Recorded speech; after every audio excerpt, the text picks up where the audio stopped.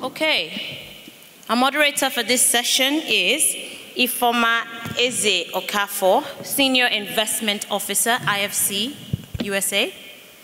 And she's in conversation with Dr. Chi Akpoji, Executive Director, Strategy and Planning, NMRC, Nigeria. Feyi Borofais, Senior Private Sector Development Specialist at the World Bank, USA. Tola Akinhomi, Acting Head, Real Estate Finance, West Africa, Stanbic IBTC Capital Limited. So we're continuing that conversation, but this time we're talking funding. Thank you.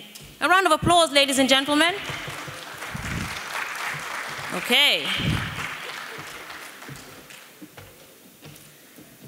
This presentation will go on for about 40 minutes or so, yes, and then we'll throw to questions. Hopefully, if we're able to wrap the panel earlier, then we'll be able to get more questions in, because I know there are a few hands up at the back. Where's our moderator? Okay.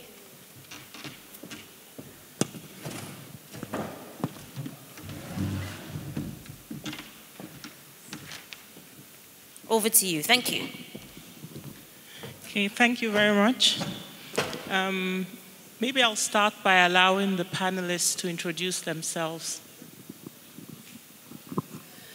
Good afternoon, everyone. My name is Feyi Borofais, and I cover the private and financial sector agenda in the World Bank for Nigeria. Thanks. Good afternoon, everybody. Good afternoon once again. My name is Chi Akpoji. I work for NMRC, Nigeria Mortgage Refinance Company. Hello, good afternoon, everyone. Tola Akinhomi, cover real estate finance for Stanbic IBTC Capital, part of the Standard Bank Group. Okay, first of all, just to make sure we're on the same page on this particular panel, we are talking about the mobilization of public and private institutional development financing for affordable housing. And the question is, what is affordable housing? In the previous session, there was a little bit of a debate about it, and I just wanted to highlight that for the purpose of this session, affordable housing is mid to lower. So we're not talking about social housing exclusively. So just in case when the panelists are talking, you know that's the reference point. So now I just want to make a high-level introduction to this subject, right? We all know that there's a huge housing gap in Nigeria, and the trends are people are relying more and more on developers to implement housing compared to the past when it was the do-it-yourself approach. And these developers seem to be more focused on high-end, from upper middle class to high-end housing, and there seems to be a gap in delivery on mid-level to lower-level housing. And we have, of course, I know the panelists already. We have had many discussions on this, and we have discovered there are some supply-side issues and demand-side issues which need to be addressed. And without that, there will continue to be challenges. So we just wanted to use, and of course, there's which one comes first. Do you solve the supply-side issues, or do you resolve the demand side and it leads to supply, and so on and so forth? So we're hoping we'll have a very good discussion here on how we can address market failures and arrive at solutions. We're not here to vent on the issues, but to see if we can come up with solutions. So as financiers, we believe there's an opportunity here, and it's great to have the panelists here to discuss that in more detail. So I think I'll start with Feyi, just to make sure we're all on the same page on what we think are the supply and demand side issues. So my question is to you, Feyi, that what in your mind are the top 3 to 4 supply and demand side issues in this sector? Thanks, Ifoma. So we've had, as Ifoma said, lots of conversations with the different stakeholders in the industry. One of the things that we're clear about to start off with is that affordable housing is an imperative that needs to be addressed in Nigeria. You have the growing number of people moving into urban areas. Currently, we have, according to our estimates, about 50% of the population is now living in what can be termed as cities. And we have an affordable housing crisis of sorts right now. So we think it's something that's very important. And what we've been trying to figure out is sustainable solutions to the issues. How do we unlock the issues that we face? So in terms of looking at the supply and the demand, so for us, it's really a chicken and egg issue. What comes first? On the supply side, you have the fact that, and I think there have been extensive conversations already today, you have issues starting from how the property acquisition transactions that you have to undertake, especially at the regulatory level. It takes a very long time to get your certificate of occupancy. I think even so we just did an analysis of different business environment regulations at the state level. Our Doing Business in Nigeria report showed that even the best state in terms of property registration, which is Kaduna, is still globally doing quite poorly. So we have issues at the state level in terms of how to acquire property, and even Lagos, which is doing pretty well, just overall is really not. So we see property registration as an issue in terms of the time and cost. Another issue that we see on the supply side has to do with the infrastructure issues that we face. And so that's also one that we see that's at the state level. In Nigeria, so whenever I have colleagues come from outside, one of the things that is really interesting about Nigeria is we build houses on top of no infrastructure.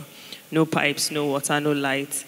And people think that this is very, very unusual, but it's the norm in Nigeria. And if you're building really sustainable, affordable housing, you need to address these issues. And so that's another area. And developers are taking on these costs that are typically delivered by public services. So that's another issue. In terms of the demand, I think we've had conversations on that as well. Really has to do with affordability. If you look at the income levels in the country versus the cost of housing, there's a disconnect there. It's really a very big disconnect in terms of starting with the cost of property, which is high as a result of the things that I mentioned on the supply side. So that elevates the cost of property. And then it's exacerbated by the lack of financing that is available to people to borrow.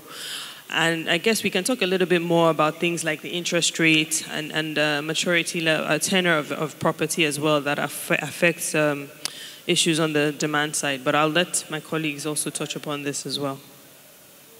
Okay, thank you, Faye. I think I'll jump from World Bank to the pure private sector, jump into Tola from Stanbic.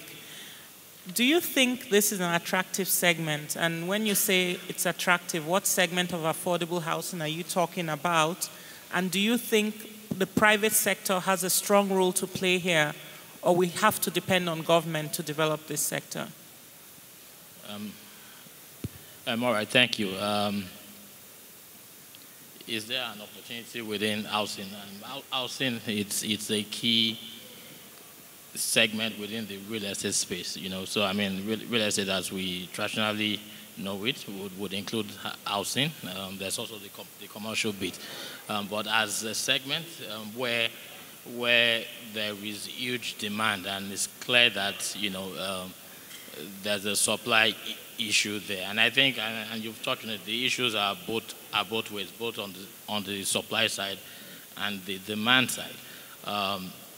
From a financing point of view, if I think about what the supply side issues is, are there enough developers in the market? Is there access to land? Do they have the capital? And it's not just debt finance, it's equity capital as well. Is there institutional funding that is lacking? Are there material procurement issues? So I think these are many of the issues that are there on the supply, on the demand side as well. We would say, are there the right kind of mortgage finance, and not just the right kind, at the right interest rate? Is there, when we say there's demand, is there effective demand? Are people able to buy the type of homes that their money their savings can afford? Or do they even also have the equity contribution? Do they have the savings to be able to put down for that mortgage? So I think these are some of the issues, but clearly there's an opportunity space there, and this discourse isn't new, but there is a clear need for greater collaboration. There's an ecosystem that is evolving, but it's important to kind of put some of what we're saying into practice, and maybe, government has a role. The private sector should lead. If I dimension the percentage, maybe 70%, 80% private. But government has a key role, and we need to dimension what government really needs to do, lay the bedrock, and allow private capital or private initiative to drive progress.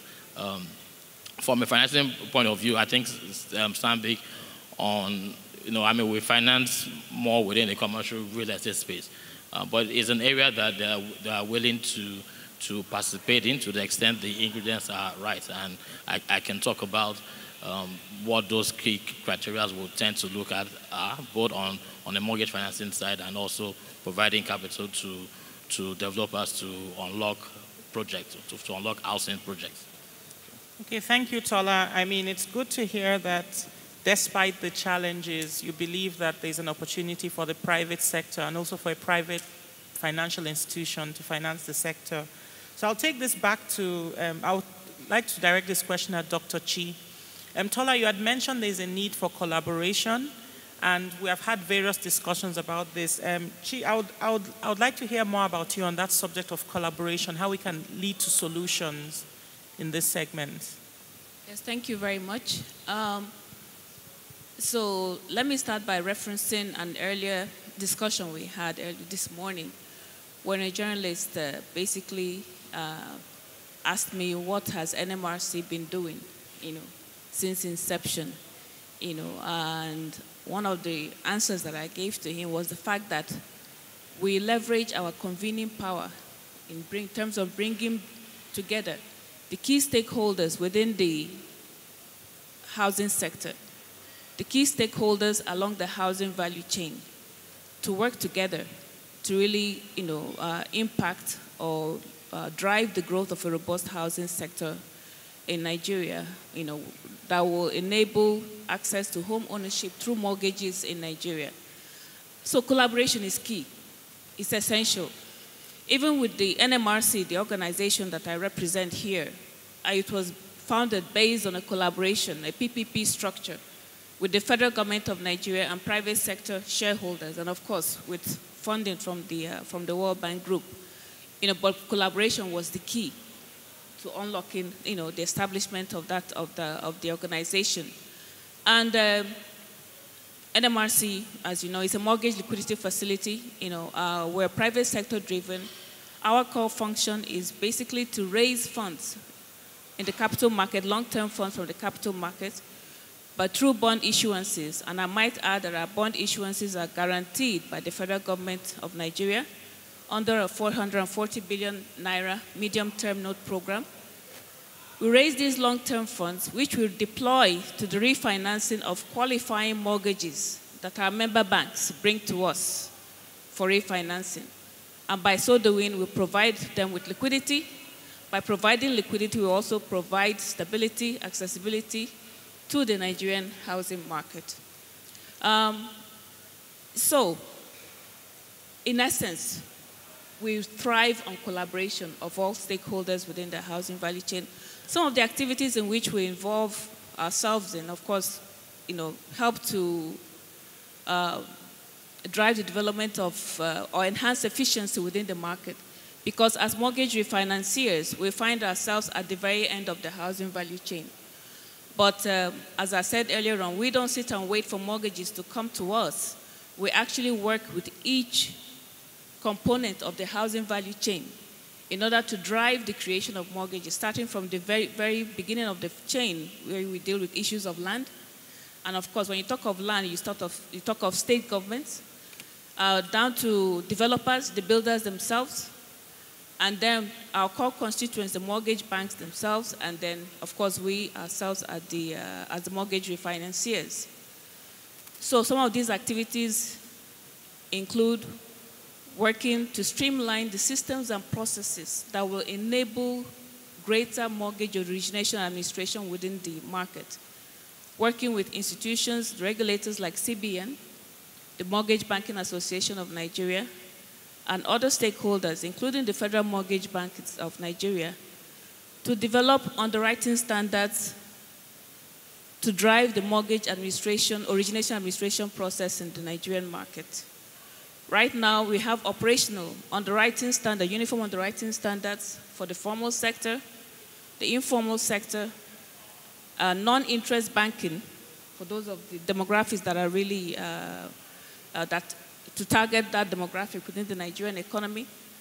And in the works and about to be approved are underwriting standards for mortgages, for diaspora mortgages, targeting the diaspora Nigerian demographic. So that is just one aspect of it. Another market development initiative that we're seriously involved in has to do with advocacy for a model mortgage and foreclosure law. Earlier on, this morning's session focused a lot on land and the need for land reform to actually drive the growth of a rigorous or robust housing market in Nigeria. You had the submissions from Mr. Shashore, San, who's part of the Lagos Court of Arbitration and what they're doing. But what we also need to understand is that NMRC is driving advocacy on the model mortgage and foreclosure law, working with stakeholders, getting state governments to review their extant land, titling, title perfection, and property registration processes, with a view to simplifying those processes, reducing the transaction costs for those processes, reducing the lead times it takes for those processes, reducing the turnover time for those processes, so that these enhanced efficiencies and the costs achieved can be passed on, the reduction in costs achieved can be passed on ultimately to the borrower. So far, we've had successes with quite a number of state governments, and the framework within which we achieve this is to get them to sign an MOU, which is the foundation for further collaboration with these state governments. And with these MOUs, next stage, we normally move on to designing a housing program. The session before the last one by the representatives of the Lagos State government talked about the Lagos Affordable Housing Program, representing the Honorable Commissioner. Actually, that was an NMRC-driven initiative, bringing together mortgage banks, working with the state government, as well as developers to really design this program to deliver 20,000 housing units, by 2020. So that is one aspect of collaboration, working to really drive growth within the market. We talked about also leveraging technology. You mentioned the need for really working to develop an ecosystem of housing. So that is what we've also been doing in NMRC. Right now, we have operational what we call a housing market system. And it's a technology platform that provides some kind of a meeting place for all the stakeholders to,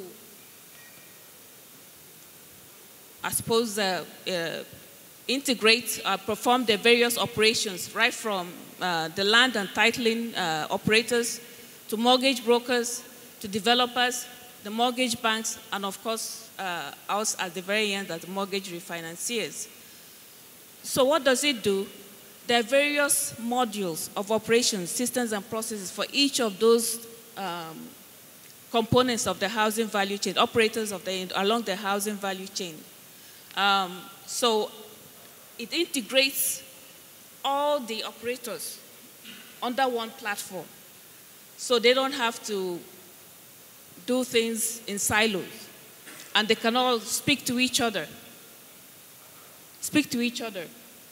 And when they speak to each other through technology, what does it do? It enhances transparency, it reduces costs, again, which can be passed on to the borrower. More importantly, the housing market system is also public-facing. It is actually an app that can be downloaded from either Google Play or iOS by a potential borrower. It can be downloaded.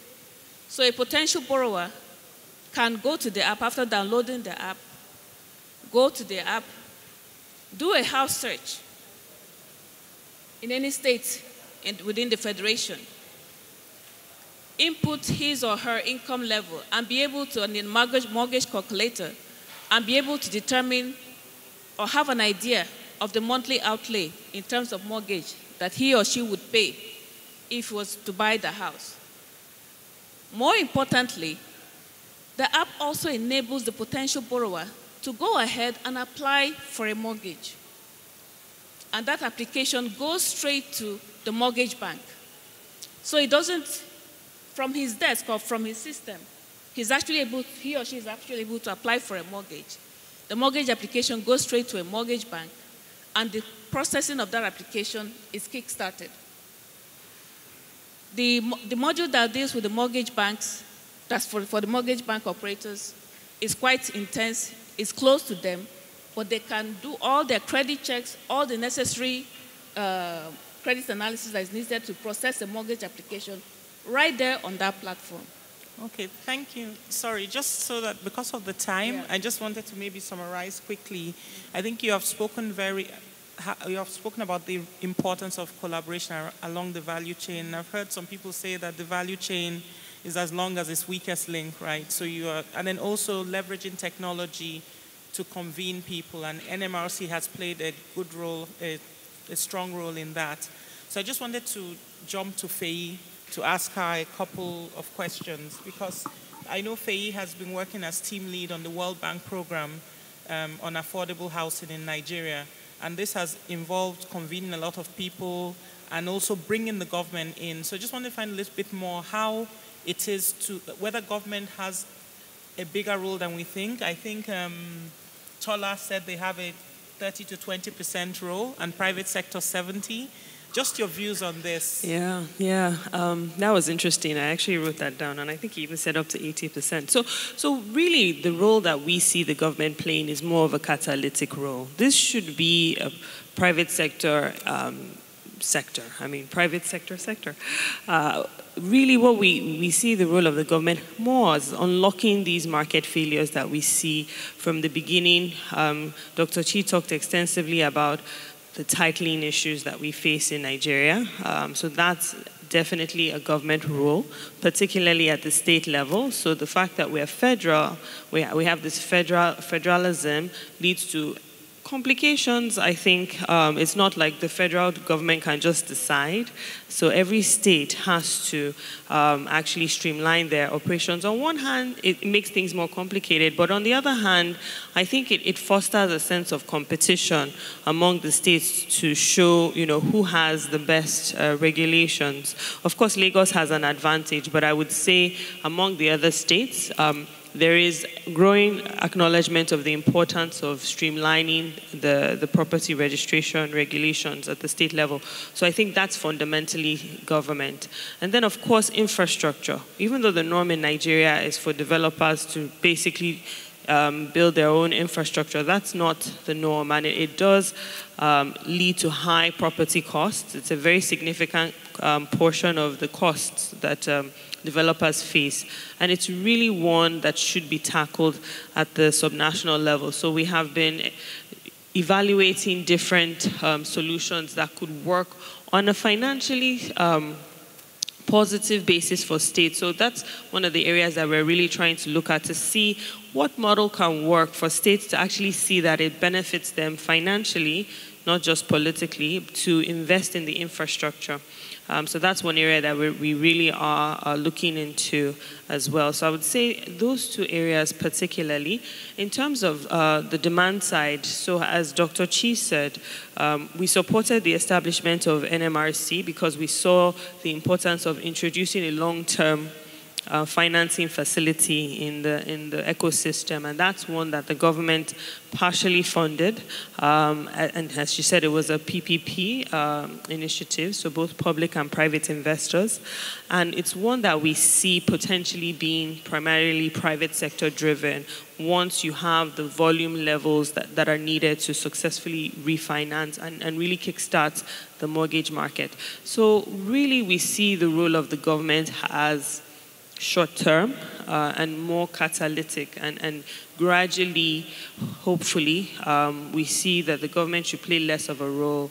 One of the things that we've had historically from the government side is these programs, these housing programs that are just not sustainable, either in terms of construction, either in terms of the housing programs on the supply side where the government is building the houses, or even in terms of the financing. I don't think I need to say a lot about the Federal Mortgage Bank to show that these are not necessarily sustainable models that we have, and actually create artificial expectations in the market. So you have everybody's looking for single-digit rates when the macroeconomics just do not support it.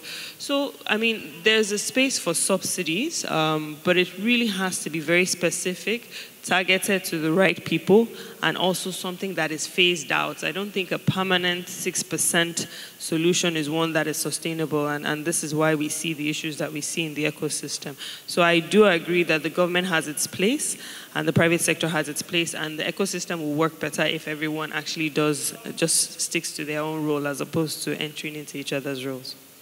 Okay, thank you, Faye.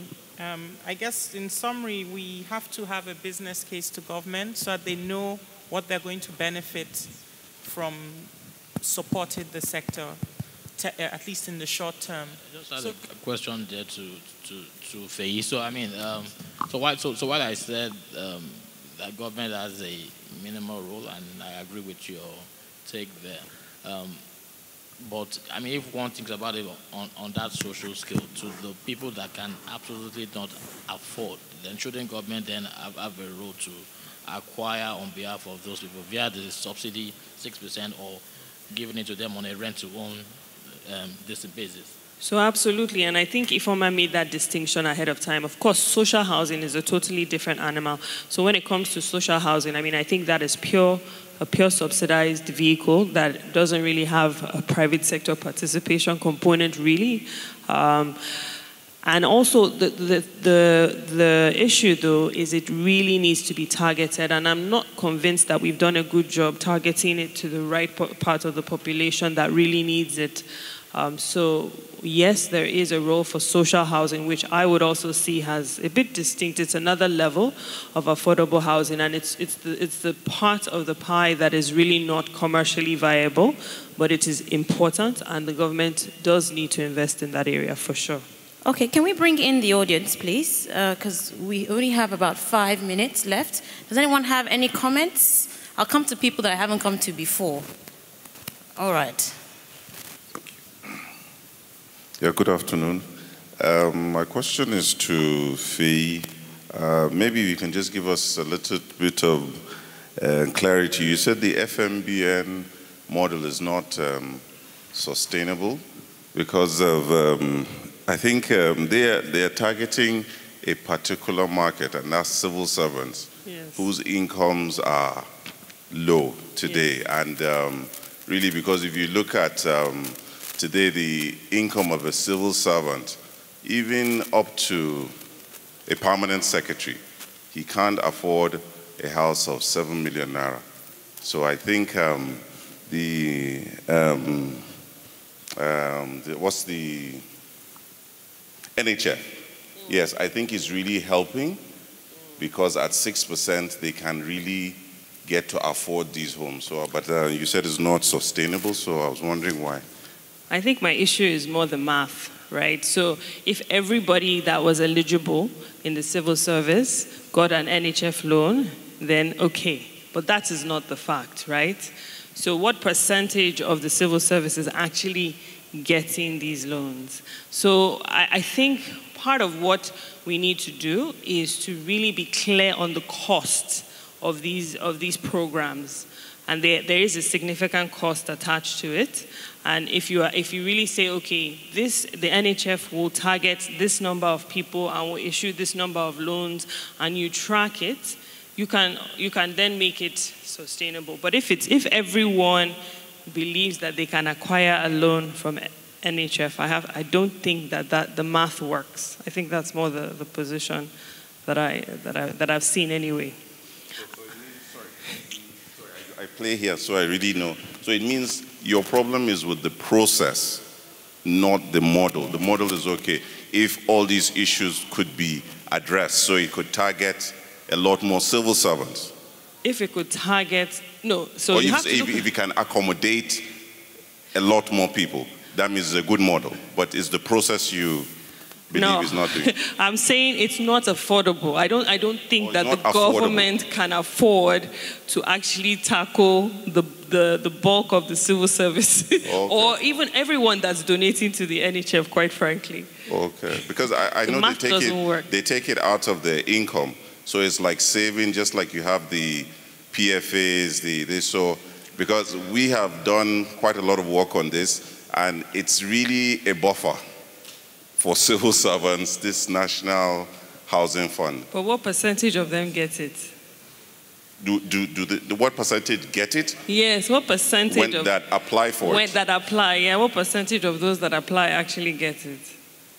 Well, to answer, I'll have to answer that question like this. If you were to remove all the rot, I call, that has happened in FMBN, I think there's a bit of, and now what we are getting from people who come to us, they say now the space is a bit open, it's a bit better, they're approving. I don't know how, but people that come to us say a bit of that.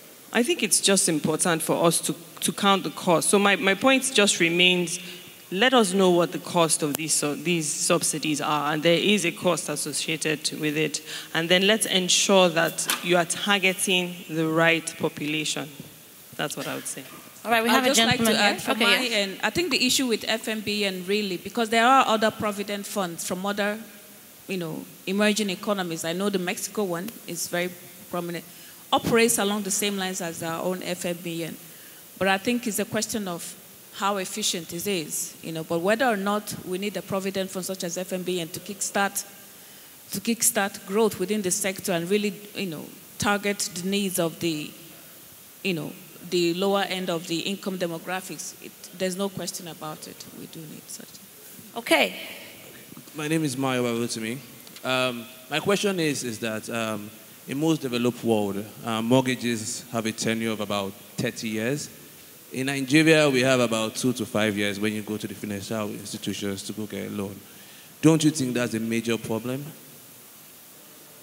And then also, I just wanted to make a point as well. I think affordability is obviously based on access. So for example, you have a lot of people who earn about 700 to 1 million naira, but cannot afford to buy a house of 20 million naira, which shouldn't be what the case should be. People should be able to, if you earn about 700, you should be able to go around and take a loan to buy a house of about 20 million. I think the reason is obviously the tenure and obviously the interest rate. So what I know, I think you work in the bank. I think what are the banks doing in terms of giving out loans that are, will I say, accommodated, that people can actually live with? Thank you. Okay. I think I will start, and Dr. Chi can also add to that, because the NMRC is playing a key role in trying to create liquidity within the mortgage industry. So I'm not just speaking for Stanbic IBTC, because we as a bank are a commercial bank, and there are other mortgage providers within that banking sector, which includes the PMIs. In terms of tenor, you raised the issue about tenor. I do know that the NHF, which was referenced, does have mortgage tenor that go as high as 30 years, or is it 25 years, depending on the age. So there's a finite life of maybe 60 or 65 years. Stanbic, we provide, and I know a number of financial institutions, PMIs as well, provide mortgages at about 20 years. Where the issue, which you've also pointed out, is a macro challenge, interest rate. So if you do the mortgage calculator, the key in this there is your tenor, your interest rate, and your equity contribution. Those are the critical elements there. So there's a role to play. You as the buyer is saving the right equity amount. macro issues need to be resolved. And I do know that rates have gone up. I took a mortgage facility about 5 years ago. I work in a bank, but I took a commercial portion of that loan at 26%. Today, banks are giving mortgages at 17, 18, 19 dollars. That get us there. Maybe not, but it's a far cry from the mid-20s. But it speaks to our macro challenges. If government is borrowing at upwards of 12, 14%, then those are the real bottlenecks, and we need to systematically try to solve it at that end, and then it begins to trickle down. I'll have one more comment, but it's very interesting, this whole idea of affordable housing, because when you think of affordable housing as this big tree or big problem, there's so many things that are sort of attacking it. There's the macro, we're talking about interest rates, but we know where NPR is at. Then you're talking about land and, ownership of land. And then we're talking about income. I mean, you're talking about homes of 20 million naira and people are earning what? 1 million naira. How can someone earning 1 million naira a year save enough to be able to buy a property of 20 million naira? So it seems like there's just so many things that are sort of connected to it. And we're going to continue this conversation around mortgages. I feel like as a country, as an economy in itself, we need to develop to get to a point where, affordable housing can actually make sense. And as you said, those calculations can make sense. Someone said earlier at the very start that how do you expect someone that comes out of school to a 25-year-old to get on the property market and start buying homes, and it just seems impossible. Whereas in a country like the UK, I got on the property market when I was only 25 in the UK. Yeah, I got a 100% mortgage. I was paying an interest rate of something like 1 point something percent. So it's possible there because that's a developed economy, and it just seems like in Nigeria we need to get a lot of other things right before we can even start to think of the possibilities of our mortgage industry being developed. But I have a lady who has an interesting point as well, so here it goes. Thank you. My name is... Yeah. Can we hear you? 1, 2. My name is Yetunde Ogomieno, and I run Aframero Limited. This is my first time here, but I know that the affordable housing topic has been discussed here before. Now, in order to help us know what problem we're solving exactly, I think it might help if we defined social housing, and low income and high, medium income and high income, using numbers as to what salary do you need to earn to know whether you are low income or you are middle income or whatever. So, for example, can a member of staff of mine who earns between 70 and maybe 150,000 naira, who, as I understand it, is considered middle class somewhat by PricewaterhouseCoopers report, would he fall under the social housing, or he might possibly be under the low income housing? Would he be able to pay a mortgage, get a mortgage and pay for it under, as a low income or medium income earner? I think that might help us, people like me anyway, to understand exactly what it is, what problem it is we're trying to solve, from this discussion. Thank you. I guess that's more of a, more of a comment, but does anyone want to add to it? Though I do have someone here. I think we could just add that we don't have a definition for a definite number as what you should earn. And also, it's not just salary, because we find one of the challenges is assessing what people can afford, because a lot of people have informal income. So these are some of the challenges the banks face in deciding what people can afford. But it's not a function, we don't have a number, and I don't think it's a function of the salaried workers. But on average, what we try and look at is similar to what Jide Odusholu said during his own presentation, is what house price. And maybe for us, what we would consider middle is between 5 and 20. It's a wide band because it depends on where you are. In Lagos, you'd go higher. In Ogun State, maybe mid, and maybe in Enugu lower. It just depends on which state you're looking at. I think there are also so many other factors that determine affordability. So we just talked about loan tenor. So part of the reason why we are excited about NMRC is the potential to extend loan tenor, right? So regardless of, okay, yes, this is a high interest rate environment, but if you're paying a mortgage for 30 years as opposed to 5, it then becomes more affordable. So you have to look, so we have to address all the different parts of the chain. If you reduce the cost of property registration, it increases affordability. If macro conditions improve and reduces interest rate, it increases affordability. So there are all these different factors that we are tackling, all of them at the same time. You say, what are we solving? We're solving a lot of different things, and some of them will take time, some of them are low-hanging fruit, but a lot of them are medium to long-term efforts that we all need to work together, both the public and the private sector. Absolutely, and the good thing is we are making that effort. One more comment or question. Yes. Hello, my name is Chinwe Ajeni Sanya. I work with Rendeavor, Head of Business Development. My question is really concerning the efforts that you're making with the public sector, primarily because it's clear to me in the real estate space, that is really a major bottleneck when we're thinking about cost. All that the challenges we tend to have. Sorry, we can't hear you. Can you hear me? Okay.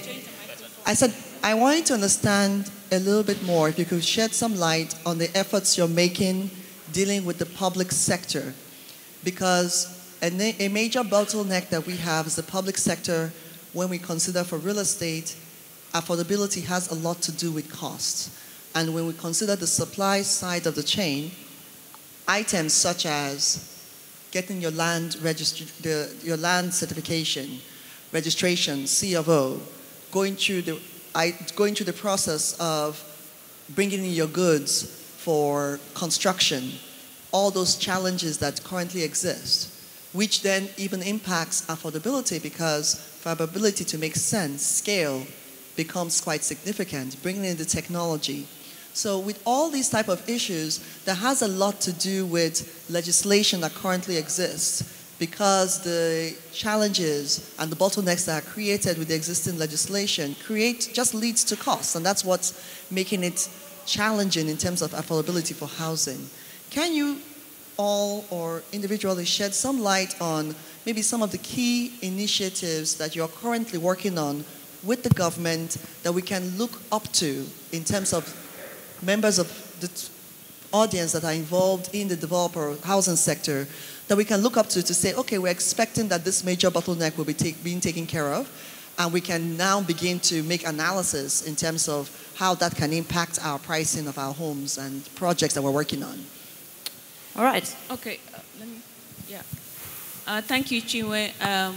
In my earlier submission, I referenced a particular effort being driven by us at NMRC, which is getting state governments, as purveyors of the land, that houses are built upon which mortgages are brought to us for refinancing, working with them to adopt a model mortgage and foreclosure law. You talked of some of the charges associated with title perfection, property registration, and all that. A dipstick study that we did about 2 years ago showed that when you amalgamate all the costs associated with that entire process, it comes to anywhere between 45 and 55% of the cost of the property. Can you imagine that? Of the cost of the property you spend on perfecting your title, registering your property, and so on, in addition to other taxes such as stamp duty, withholding tax, capital gains, blah, blah, blah, all these other taxes associated with it. So part of what we do as part of that advocacy is actually to get them to review those charges, the time it takes, to undertake those transactions with a view to actually enhancing efficiencies, enhancing transparencies, and passing on the reduction of costs to the ultimate borrower. So that is one way of impacting affordability in the long run. And our efforts with the Lagos State government, I reference Lagos State government again because it's one of the frontline states with which we've had some success. Our efforts with Lagos State government in 2014 led to Lagos State reducing its charges for certain components of those processes from 16% to 3%. So that is one already. Other states have done certain, have followed suit with reforms. For example, in Delta State, governor's consent, the maximum lead time is now only 50 days from what I gathered. So these are some of the reforms that are ongoing, and they ultimately impact affordability of houses. And that is how, we work, as we said, with the public sector to really inform those changes. All right, let's leave it there. We have to round up on this panel. We will be having another panel session, still focused on finance, housing finance. So a round of applause, ladies and gentlemen, please, for our moderator and our panelists. Thank you very much.